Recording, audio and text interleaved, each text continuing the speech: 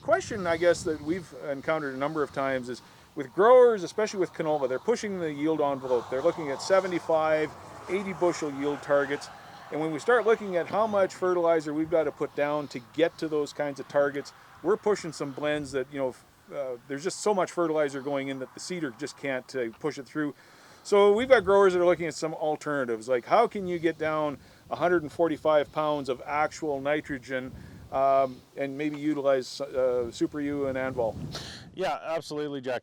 We've found that through the last number of years, the evolution of agriculture has really, pushed the size of equipment and pushed the yields out in the field, right?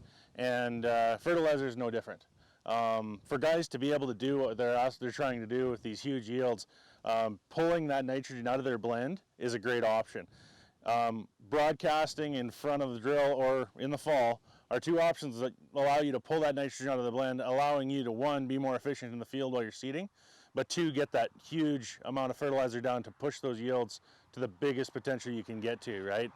And if you're going to be broadcasting or shallow banding anything less than 2 inches deep, it should be protected, right? You've got your Super U product, which is going to protect against volatilization, denitrification, and leaching. And then you've got Anvil, which is your dual mode of action volatilization protection, right?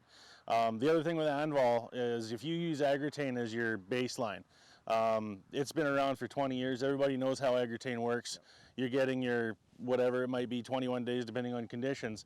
But with Anvil, you're getting an extra 27% as far as time goes, right? So it allows you to have that much more time for the conditions to be right to allow that nitrogen to stabilize, or for the plant to take it up, right? So it just gives you that little bit extra insurance when you're out there and you're broadcasting. But it's a great option as far as going out and pulling it out of the blend and allowing yourself to push those yields. Right. Great strategy. So yeah, thank you for the tips on that, Brad, because that's a common question and dilemma sometimes that we're faced with when we're trying to come up with a fertilizer recommendation. Absolutely. So thank you very much.